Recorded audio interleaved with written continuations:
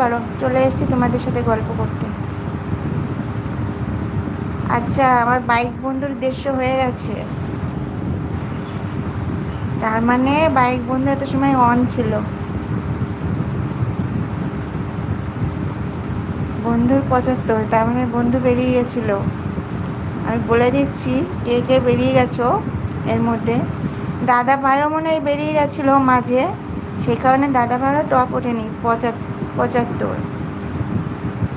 আচ্ছা, সবার 75, শুধু বাইক বন্ধুর 150। গুড।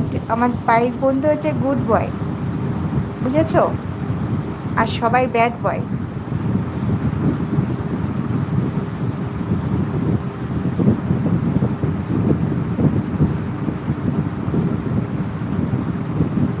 তাই তো বাইক বন্ধু, সবাই হচ্ছে ব্যাড বয় আর আমার বাইক বন্ধু হচ্ছে গুড বয়।